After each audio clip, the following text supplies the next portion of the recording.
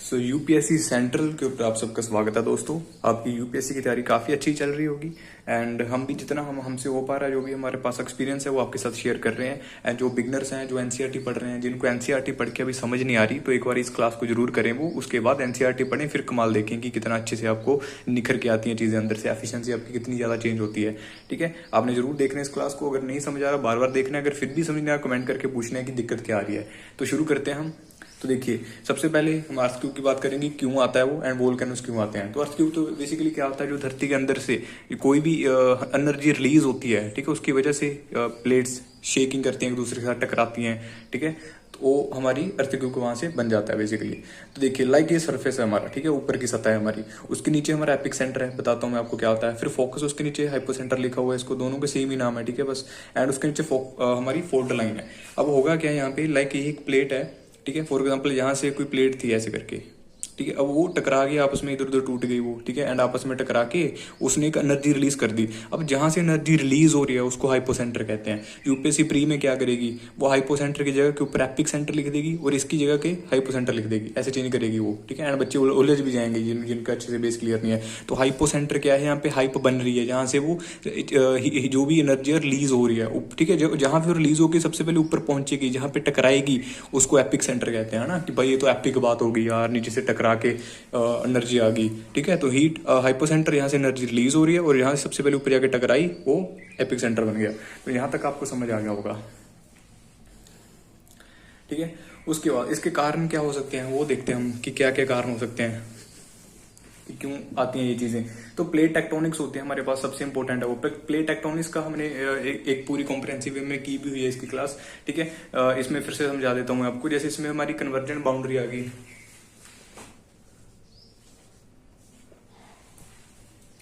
Convergent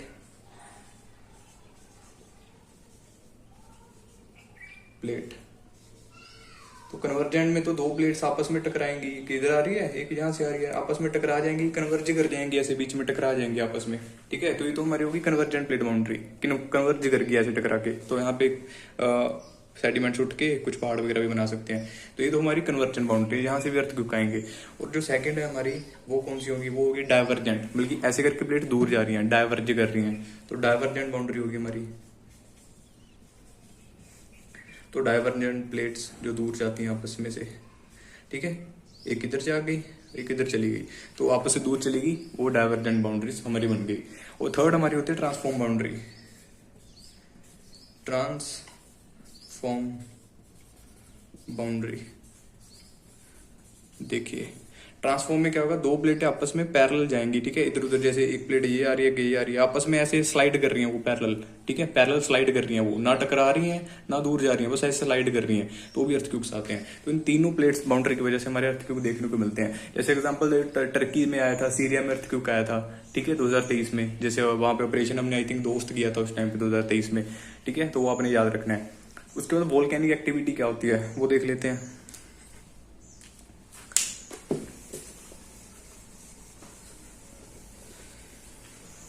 सो दोस्तों, volcanic activity क्या होती है, movement of magma creates earthquake. अब मैग्मा और लावा में डिफरेंस क्या होता है, मैग्मा जो धरती के अंदर होता है वो मैग्मा है, एंड जब वो बाहर आ गया उसको लावा कह देते हैं। तो यही डिफरेंस है और कुछ नहीं है, बस नाम अलग होता है। जैसे आपका घर का नाम कुछ और है, बाहर जाके आप कुछ और कहते हैं दोस्त, ठीक है।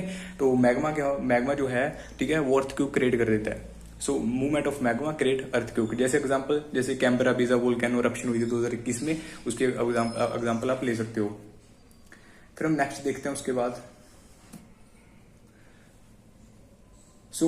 इसमें कुछ ह्यूमन इंड्यूस्ड कारण भी आ जाते हैं, ह्यूमन की वजह से, ठीक है, ह्यूमन इंड्यूस्ड कॉज, कि बल्कि इंसान की एक्टिविटी की वजह से भी अर्थक्वेक हमारे आ सकता है। ऑब्वियसली आ सकते हैं, जैसे माइनिंग हो रही है पहाड़ों पे कहीं पे, ठीक है, माइनिंग हो रही है, डीप माइनिंग हो जाती है काफी ज्यादा, ठीक है, तो उसकी वजह से अर्थक्वेक आ सकते हैं ऑब्वियसली। या फिर कोई रिजर्वोयर था, रिजर्वोयर की वजह से सिस्मिक एक्टिविटी होगी। हाँ, पानी ज्यादा भरा हुआ था, ठीक है, अचानक से वो टूट गया है, तो काफी ज्यादा हलचल होगी ना यार। तो कभी बड़े बड़े बहुत किलोमीटर से बड़े बड़े रिजर्वोयर्स होते हैं हमारे पास, डैम बने होते हैं। फिर न्यूक्लियर की टेस्टिंग हो रही है, इसलिए तो लाइक अभी जो बालाकोट में हमने ऑपरेशन वो किया था, तो न्यूक्लियर टेस्टिंग वहाँ पे कुछ साइन मिले थे हमें कि न्यूक्लियर टेस्ट वगैरह किया है शायद, है ना। तो न्यूक्लियर टेस्टिंग हो गया। तो एग्जाम्पल जैसे कोयना डैम है हमारा, कोयना डैम। तो उसकी वजह से मतलब कि कह रहे हैं वहाँ पे जो लोग रहते हैं कि भाई अर्थक्वेक्स वगैरह आ सकते हैं इसकी वजह से, है ना। तो कोयना डैम हमारा काफी बड़ा डैम है, इसके बारे में कंसर्न्स भी हैं, तो आप मेंस में भी इसको बता सकते हो कोयना डैम को। तो बिल्कुल ईजी है यार। अब सिस्मिक वेव देख लेते हैं हम, सिस्मिक वेव वगैरह होती हैं। तो सबसे पहले हम देखते हैं इसको इरेज करके। मेंस में सब कुछ लिख के आना अपने, ये देखिए फिर कितना मजा आएगा एग्जामिनर को पढ़ने में यार, कि पूरा क्लियर है बच्चे को। तो देखिए एक तो होती है हमारी पी वेव्स, एक होती है हमारी एस वेव्स। अब पी वेव्स और एस वेव्स में क्या डिफरेंस होता है? पी वेव्स, एक होती है हमारी एस वेव्स, ठीक है, दोनों वेव्स होती हैं हमारी ये। तो जो तो पी वेव्स होती हैं दोस्तों, ये हर किसी चीज से निकल सकती हैं। सॉलिड, चाहे सॉलिड है चाहे लिक्विड है, लिख देता हूं मैं यहाँ पे, सॉलिड से भी पास कर सकती हैं ये, ठीक है, लिक्विड से मतलब कि पानी से भी निकल सकती हैं ये, ठीक है, गैसेस से भी जा सकती हैं, पास कर सकती हैं। लेकिन जो एस वेव्स हैं, ठीक है, सेकेंडरी वेव्स जो हमारी एस वेव्स हैं, इसको एस पे सॉलिड याद रखना है आपने, क्योंकि ये सिर्फ निकलती है सॉलिड से है। अगर कहीं पे पानी आ गया, गैस आ गई, वहां पे रुक जाएगी, वो निकलेगी नहीं, पार पार नहीं जा सकेगी, उसके बैंड हो जाएगी, कहीं और चली जाएगी। तो एस वेव जो होती है सिर्फ सॉलिड से निकल पाती है, पत्थरों से निकल पाती है ये, ठीक है, आपने याद रखना है। तो जो पी वेव है वो फास्टेस्ट होती है, काफी तेज होती है ये, फास्टेस्ट, ठीक है, पी वेव हमारी। उसके बाद आपने क्या याद रखना है कि जो एस वेव होती है वो सिर्फ सॉलिड से निकलती है, एंड ये इससे थोड़ी पी वेव से थोड़ी स्लो होती है, स्लोअर देन पी वेव। तो पी वेव से स्लो होती है ये, ठीक है जी। तो जो हमारी एस वेव्स होगी वो सिर्फ हमने सॉलिड से देख लिया। एक सरफेस वेव्स होती हैं। सरफेस वेव्स का मतलब क्या है? जो सरफेस के ऊपर जाती हैं, ठीक है, सरफेस के ऊपर अगर कुछ चीज जाएगी यार तो काफी डिस्ट्रक्टिव होंगी वो, ठीक है, काफी हद तक घमसान मचा देंगी वो। तो सरफेस वेव्स कौन सी होगी? जो सिर्फ ऊपर रहती है हमारी सरफेस के ऊपर। तो मैक्सिमम डैमेज सरफेस वेव्स की वजह से होता है। जो सरफेस वेव्स होती है हमारी, सबसे ज्यादा डैमेज हमारा इनकी वजह से होता है, याद रखना है आपने, क्योंकि सरफेस के ऊपर अगर कोई चीज आ गई तो डैमेज तो बहुत ज्यादा होगा ना। सो इसमें भी दोस्तों दो चीजें आ जाती है हमारी सरफेस वेव्स में, जो काफी खतरनाक मानी जाती है। एक होती है रिले वेव, लाइक फर्स्ट हमारी होगी रे वेव्स, और सेकंड हमारी होगी लव वेव। लव तो वैसे भी खतरनाक होता है, तो आप ऐसे याद रख सकते हैं इसको, हमने तो याद करना है यार, कैसे भी याद करें। तो रेले वेव्स काफी खतरनाक होती हैं, एंड ये ना हमारी जो होती हैं वो रोल करके चलते हैं तरीके से, जैसे रोल करके चल रही हैं, ऐसे ऐसे घूम घूम के चल रही हैं, ठीक है। तो काफी नुकसान पहुंचाती है, सरफेस वेव्स में आती हैं रिले वेव्स। और जो हमारी लव वेव्स होती हैं ये साइड टू साइड चलती हैं, ऐसे हॉरिजॉन्टल, बल्कि कॉर्नर पे ऐसे नुकसान पहुंचाएंगी पूरा, साइड टू साइड चलती हैं ये, साइड टू साइड, ठीक है। तो रिले वेव्स हमारी देखिए कि हमने ऐसे रोल करके चल रही हैं, एंड जो हमारी लव वेव्स हैं ये हमारी साइड टू साइड चल रही हैं हॉरिजॉन्टली बेसिकली। तो दोनों काफी खतरनाक वेव्स होती हैं, एंड मेजर जो शेकिंग वगैरह होती है अर्थक्वेक्स में वो इनसे होती है मेजरली, क्योंकि सबसे अगर पूछेगी यूपीएससी क्वेश्चन डाल दे कि सबसे खतरनाक वेव कौन सी होती है, तो सरफेस वेव से बता के आना है, ठीक है। तो ये आपके क्लियर हो चुका होगा। उसके बाद दोस्तों हमारे मेजरिंग अर्थक्वेक्स की कुछ इक्विपमेंट्स देख लेते हैं हम कि कौन सा स्केल है, ठीक है, कौन सी चीज को नापता है वो। तो इधर हम स्केल लिख लेते हैं, ठीक है, अच्छा सा साफ साफ बनाएंगे ताकि आपको बिल्कुल समझ आ जाए। उधर हम मेजर से देख लेते हैं कि भाई किस चीज को मेजर करेगा वो, ठीक है। सो देखिए सबसे पहले हमारा आता है रिक्टर स्केल, जो सबसे मशहूर स्केल है हमारा रिक्टर। तो रिक्टर स्केल क्या करेगा, किसको नापेगा वो? तो मैग्नीट्यूड को देखता है वो, ठीक है, मैग्नीट्यूड कितने का अर्थक्वेक आया था, मैग्नीट्यूड। तो मैग्नीट्यूड को जो मेजर करती है चीज वो रिक्टर स्केल होता है, ठीक है, कि कितना का बेसिकली हम देखते हैं कि अर्थक्वेक आया था, ठीक है, कितनी धरती हिल गई वगैरह, तो उसको सारा हम रिक्टर स्केल से नापते हैं। तो ये आपने याद रखना है। और एक होता है मर्कैली स्केल, दोनों स्केल इंपॉर्टेंट है ये, मर्कैली, ठीक है, मर्कैली स्केल। तो ये क्या करेगा, ये इंटेंसिटी नापेगा कि इंटेंसिटी कितनी थी उसकी, डैमेज कितना हुआ, ठीक है। मर्कैली से लाइक है ना, कई बेचारे पूरे हो जाते हैं इस चीज में, है ना। जैसे अभी बेंजुला में 3000 से ऊपर मरने वाले की गिनती होगी, जो अभी अर्थक्वेक आया था थोड़े दिन पहले। तो मतलब कि मर्कैली स्केल इंटेंसिटी देखते हैं कि डैमेज कितना हुआ, इंटेंसिटी कितनी हुई। तो आप ऐसे ही याद रख सकते हैं इसको, ठीक है, इंटेंसिटी लिख सकते हो, इंटेंसिटी, या फिर आप डैमेज से याद रख सकते हैं इसको। दोनों स्केल में भी कंफ्यूज कर सकते हैं प्री में वो, कि रिक्टर स्केल मैग्नीट्यूड नापता है एंड मर्कैली इंटेंसिटी या डैमेज को। तो आपने दोनों चीजें याद रखनी है ये, ठीक है। उसके बाद अब इसका डिस्ट्रीब्यूशन देख लेते हैं हम। डिस्ट्रीब्यूशन तो बेसिकली है कि अर्थक्वेक अगर मेनली लॉन्ग प्लेट बाउंड्रीज के पास आता है, रिंग ऑफ फायर के पास अर्थक्वेक हमारे यहाँ मोस्टली आते हैं। लेकिन जो इंडियन अर्थक्वेक जोन्स हैं, जो मेंस के लिए आपको मैं थोड़ा करवाना चाहता हूँ कि मेंस में अगर अर्थक्वेक के ऊपर कोई क्वेश्चन आ जाए, क्योंकि अभी काफी खबरों में थे अर्थक्वेक्स वगैरह, है ना, जैसे अभी वेनेजुएला में है, तो अर्थक्वेक के ऊपर क्वेश्चन आ सकता है। ठीक है, तो उसके ऊपर आपने याद रखना है, एक मैप बना लेना या तो आपने कि जोन ऐसे जोन बना लेना या तो आपने, ठीक है, ऐसे छोटा सा बॉक्स बना लेना आपने वहां पे। ठीक है, ऐसे छोटा सा बॉक्स बना के सबसे पहले तो आप आंसर राइटिंग करो वहां पे, उसके बाद आप यहाँ पे कुछ जोन लिख लो कि जोन 2, जैसे जोन 2 हो गया, ठीक है, हमारा जोन 3 हो गया, 4 हो गया, 5 हो गया, तो ये खतरनाक होते हैं थोड़े। जोन 1 में तो इतनी दिक्कत नहीं आती, ठीक है, जोन 3, जोन 4 और हमारा जोन 5। ठीक है, तो ऐसे करके वहां पे आप एक तरीके से छोटा सा डब्बा मार के बता सकते हो कि भाई जो जोन 2 होता है वहां पे इतना ज्यादा अर्थक्वेक पता नहीं, खतरनाक, ठीक है, लो होता है। एंड जो जोन हमारा 3rd है वहां पे मॉडरेट सा होता है, मॉडरेट।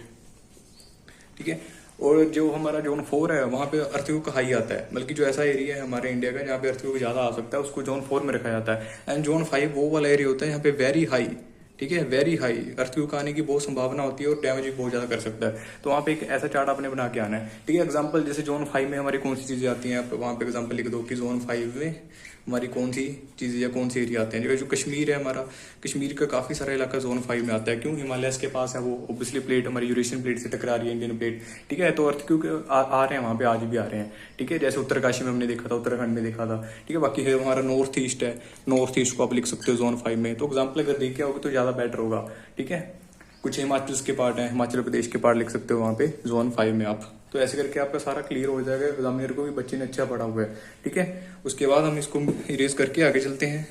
ये आपका बेसिक क्लियर करने के लिए है। ठीक है, अगर एडवांस लेवल के ऊपर हमने थोड़ा और भी आगे जा सकते हैं हम इस चीज से, लेकिन मैं इतना इसलिए आपको उलझाने की कोशिश नहीं कर रहा कि भाई आपका बेसिक क्लियर हो जाए एक अच्छे से, एंड एनसीईआरटी पढ़ो तो आपको समझ आ जाए। अगर इससे भी थोड़ा ऊपर जाएंगे ना, हम थोड़ा और ज्यादा पढ़ेंगे तो बहुत ज्यादा आपको अच्छे से पूरा क्लियर हो जाएगा, डन। ठीक है, ये भी बहुत अच्छा है बेस क्लियर करने के लिए। तो देखिए करंट एग्जांपल जैसे हम 2025 में म्यांमार अर्थक्वेक की ले सकते हैं। ठीक है, एंड वहां पे फ्रीक्वेंट अर्थक्वेक्स आते रहते हैं हिमालयन रीजन की वजह से, because Indian plate is colliding with Eurasian plate and after shock continue चलती रहती है टेक्टोनिकल एक्टिविटी वहां पे। अभी हाल ही में जो वेनेजुएला में अर्थक्वेक आया था उसकी एग्जांपल ले सकते हैं हम वहां पे। ठीक है, तो उसके बाद ना यहाँ पे एक पीवाई को जुड़ा हुआ था कि हिमालयस आर जंग फोल्ड माउंटेन्स, तो वहां पे इसलिए हाई अर्थक्वेक प्रोन एरिया। वो जंग फोल्ड माउंटेन्स कौन से होते हैं? जो बल्कि ज्यादा पुराने नहीं है। ठीक है, जैसे अरावली है वो तो रेसिडुअल माउंटेन्स है हमारे, वो ज्यादा बल्कि बहुत ज्यादा पुराने हैं वो। ठीक है, अभी तो टूटे फूटे से बच गए। जो हमारे हिमालयस हैं वो जंग फोल्ड माउंटेन्स हैं। क्या पता प्री में उसको ऐसा लिख दे कि भाई वो तो ओल्ड माउंटेन्स हैं, ऐसी बात नहीं है। उसके बाद अब हम थोड़ा वोल्केनोस के बारे में देख लेते हैं। अर्थक्वेक के बारे में हमने काफी कुछ देख लिया, वोल्केनोस के बारे में देख लेते हैं। तो वोल्केनो हमने क्या देखा था? Opening through which magma ash and gases reach earth surface, जहां से मैग्मा बाहर आ जाता है, लावा बन जाता है। ठीक है, एंड वहां पे गैसेस वगैरह, ऐश वगैरह जो है बाहर आ जाती है, उसको बेसिकली वोल्केनो कह देते हैं। ठीक है, फॉर एग्जाम्पल ये हमारा, ठीक है, एक लगा लो कि चैम्बर है हमारा अंदर वाला। ठीक है, मैग्मा चैम्बर है, यहाँ पे मैग्मा है काफी सारा, मैग्मा चैम्बर। गर्मी की वजह से ये भी चलना बंद कर देता है। तो मैग्मा चैम्बर आपको समझ आ रहा होगा, मैग्मा MAG। ठीक है, तो यहाँ पे हमारा बाहर जब आ गया वो, ठीक है, बाहर जब आ गया तो ऐसे साइड बाय साइड वो जम गया, तो ये लावा बन गया हमारा। ठीक है, ये लावा बाहर आके वो लावा बन गया, एंड ऊपर उसके ऐश क्लाउड बन जाएंगे, क्योंकि धूल मिट्टी वो भी तो उड़ेगी, राख वगैरह उड़ेगी। तो यहाँ पे हमारे ऐश क्लाउड बन गए, ASH, ऐश क्लाउड। ठीक है, ये बोल रहा हूँ मैं साथ साथ क्योंकि अभी चल नहीं रहा है। सो अब जो वोल्केनोस होते हैं ना, ये 3 प्रकार के होते हैं बेसिकली। एक होता है एक्टिव वोल्केनो, एक्टिव।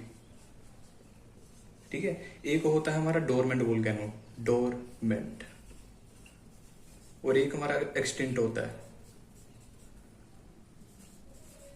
ठीक है, तो 3 प्रकार के हमने वोल्केनोस देखने अभी, एंड इसकी एग्जांपल भी देखेंगे मेंस के लिए भी साथ साथ। तो एक्टिव होता है जो अभी रिसेंटली बेसिकली इरप्टेड होता रहता है। ठीक है, रिसेंटली इरप्टेड, जैसे आई थिंक अभी हाईली गुबली हुआ था, है ना, अफ्रीका में। तो जो इरप्ट होता रहता है उसको हम एक्टिव वोल्केनो कह सकते हैं। ठीक है, जैसे माउंट एटना कह सकते हैं जो हमारे इटली के पास है। तो माउंट एटना की एग्जांपल यहाँ पे ले सकते हैं हम, कि जो फटता रहता है बेसिकली। तो माउंट एटना, ETNA, एटना। ठीक है, और डोरमेंट वोल्केनोस कौन से होते हैं? जो बेसिकली स्लीपिंग कंडीशन में है, स्लीपिंग बल्कि अभी सो रहे हैं। ऐसा नहीं है कि वो फटेंगे नहीं, फट सकते हैं, लेकिन फिलहाल में वो सो रहे हैं अभी, स्लीपिंग।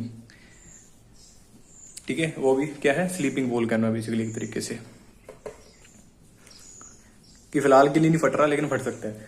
और इसके एग्जाम्पल हम माउंट फ्यूजी ले सकते हैं। एग्जाम्पल दे क्या होगा ना जब मेंस में, तब मजा आएगा एग्जामिनर को। माउंट फ्यूजी, तो माउंट फ्यूजी बेसिकली क्या है, जो वोल्केनो है, यहाँ पे आई नहीं डलेगा, ठीक है। तो माउंट फ्यूजी हो गया हमारा यहाँ पे, ठीक है। एंड उसके बाद हमारा एक्सटिंक्ट वोल्केनोज होते हैं। एक्सटिंक्ट मतलब कि जो एक तरीके से अलोप हो चुके हैं, ठीक है, जो एक तरीके से अलोप हो चुके हैं, बल्कि खत्म हो चुके हैं, एक्सटिंक्ट,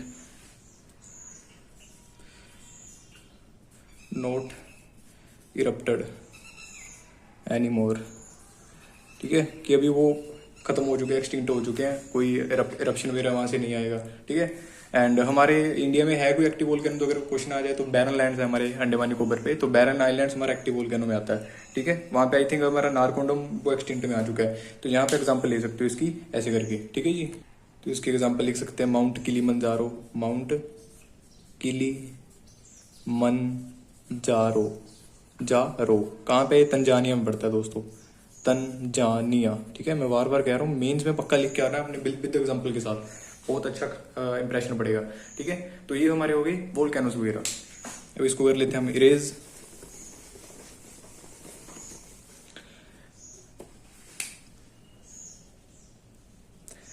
ठीक है जी। तो देखिए अब हम देखते हैं कि शील्ड वोल्केनो क्या होता है, कंपोजिट वोल्केनो क्या है, ठीक है, स्टीप कौन सा होता है, सिंडर कौन सा होता है। तो वोल्केनोस की थोड़ी और टाइप देख लेते हैं। जैसे शील्ड वोल्केनो क्या होता है, शील्ड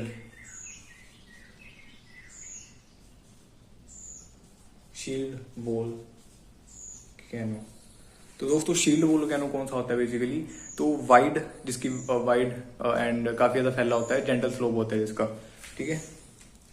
बस इसका क्या है, यहाँ पे इरेज कर लेते हैं, कोई दिक्कत की बात नहीं है। स्पेलिंग पूरे आपको साफ होने चाहिए ना, शील्ड वोल्केनो। तो देखिए यहाँ पे बेसिकली क्या होता है, वो स्टीप एक तरीके से स्प्रेड होता है वो, ठीक है, स्प्रेड। इसका मतलब क्या है कि वो वाइड होगा, जेंटल स्लोप होगा इसका, ठीक है। जैसे कि लाइक वो शील्ड नहीं होती हाथ में पकड़ने वाली, राजाओं की शील्ड होती थी, तो ऐसे करके उसको अगर धरती पे रखेंगे तो ऐसे लगेगा ना लाइक वो शील्ड की तरह ऐसे पड़ा है, ठीक है। शील्ड में वो कह रहा हूँ जो राजाओं के पास वो तलवार बचती थी, तो ऐसे है ना, बचने के लिए वो गोल गोल सा होता था ऐसे तलवार बाजी करने वाला, तो वो अगर उसको हम धरती पे रख देंगे तो ऐसे लगेगा, ठीक है। तो एक तरीके से स्प्रेड हो जाता है पूरा शील्ड, वाइड फैल जाता है वो, ठीक है, उसको शील्ड वोल्केनो कहते हैं। एंड इसका जो स्लोप होगा वो काफी जेंटल होगा, ठीक है, जहाँ से इंसान जाएगा ऐसे चढ़ जाएगा आराम से ऊपर, ठीक है। तो वो क्या है, शील्ड वोल्केनो है हमारा। एग्जाम्पल जैसे माउना लोआ है हमारा हवाई आइलैंड पे, वो सबसे बड़े शील्ड वोल्केनोज है हमारे।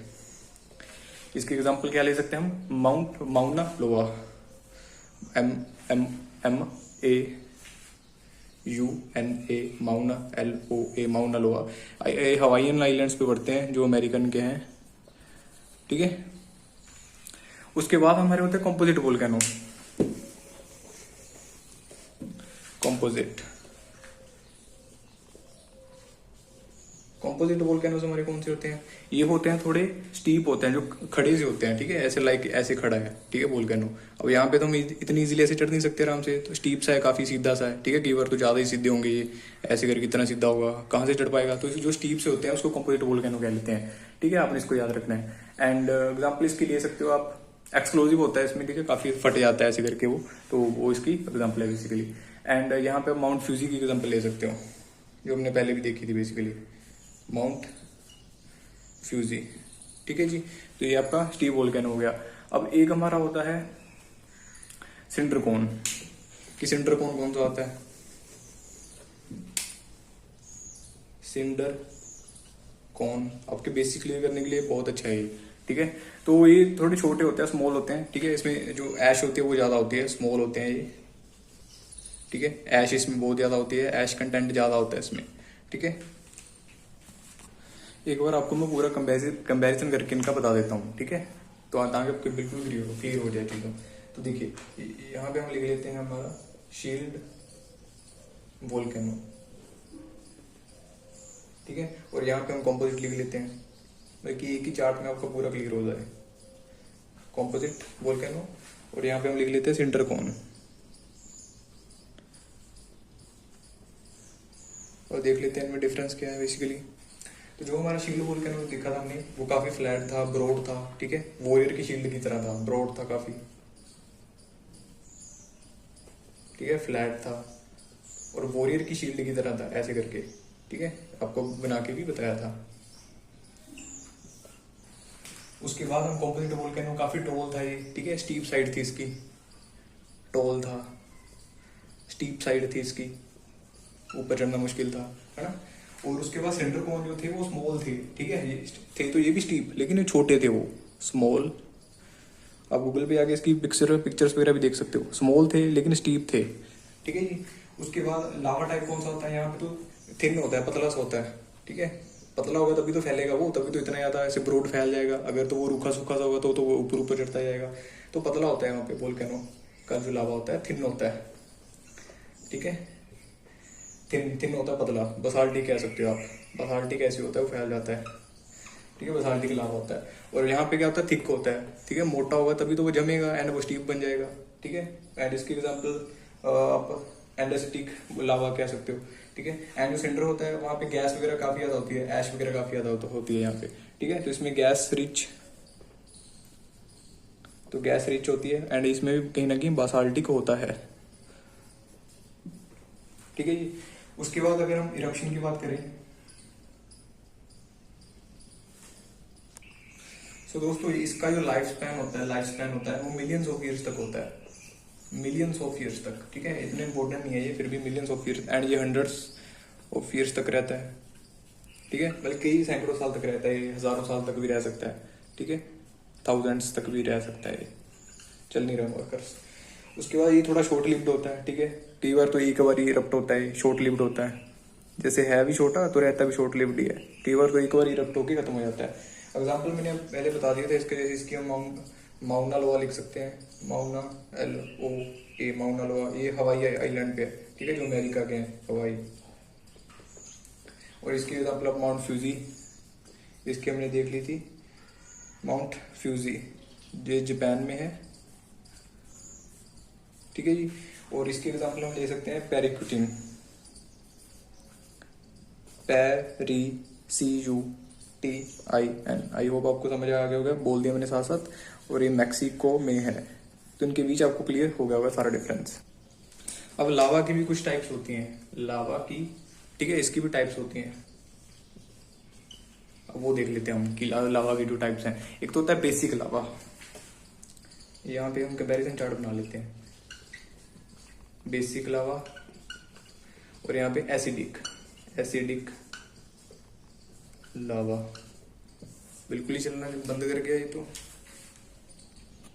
सो देखिए जो बेसिक लावा होता है उसमें सिलिका लो होता है, सिलिका कंटेंट लो, सिलिका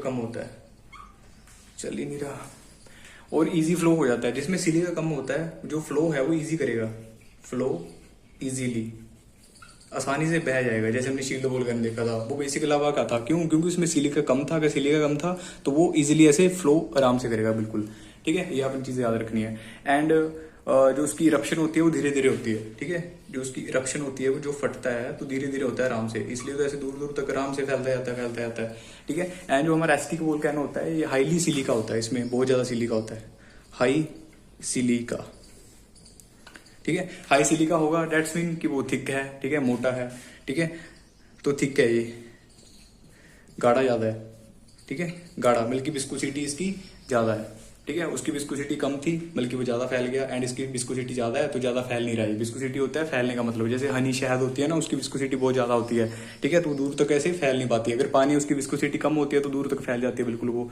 ठीक है, अपने इसको याद रखना है। तो उसके बाद इसको जो एक्सप्लोजिव हम देखें तो काफी ज्यादा इरप्ट इसकी इजीली हो जाती है, बिल्कुल बहुत फटे जाता है, बिल्कुल, ठीक है, बिल्कुल ही बंद हो गया ये तो चलना।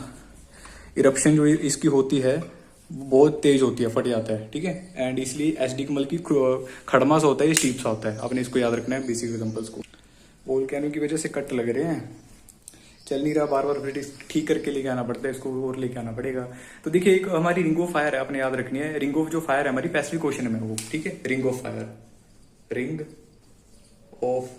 फायर कहाँ पे हमारी, ये पैसिफिक ओशन में है, जो सबसे बड़ा समुद्र है हमारी दुनिया का, पैसिफिक ओशन।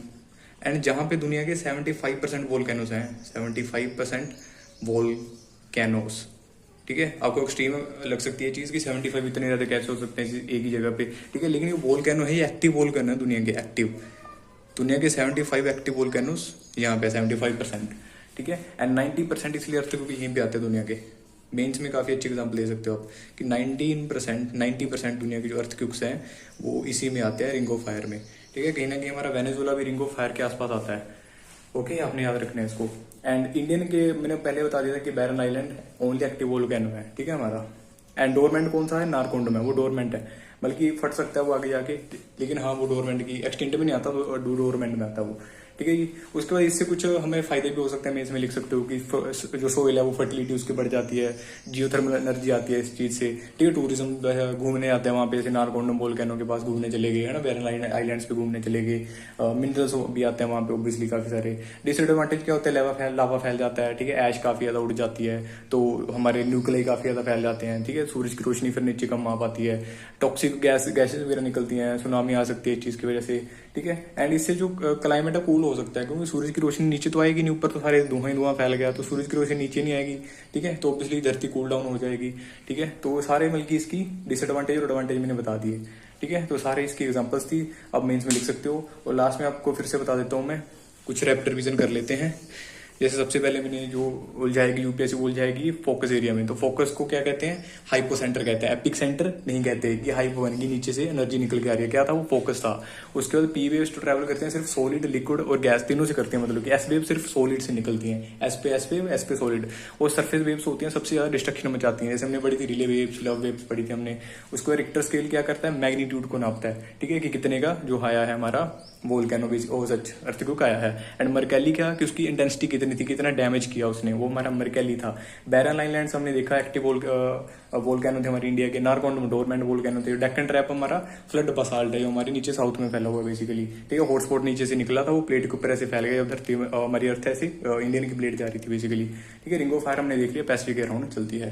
तो ये था दोस्तों आज का हमारा टॉपिक, अर्थक्वेक और वोल्केनो हमने दोनों एक ही क्लास में कर लिया है, ठीक है। जो एनसीईआरटी पढ़ रहे हैं एक बार वो इस क्लास को जरूर देखें, फिर एनसीईआरटी को अच्छे से आप पढ़ सकते हो और समझ सकते हो इजीली, ठीक है। इस क्लास को बार बार रिवाइज करो, जब तक रिवाइज नहीं करोगे अच्छे से आपको याद नहीं होंगी चीजें, ठीक है। एंड बेस अच्छे से क्लियर करो। सो शुक्रिया, अगर कोई भी डाउट हो तो आप हमसे पूछ सकते हैं, कमेंट कर सकते हैं। थैंक्स दोस्तों।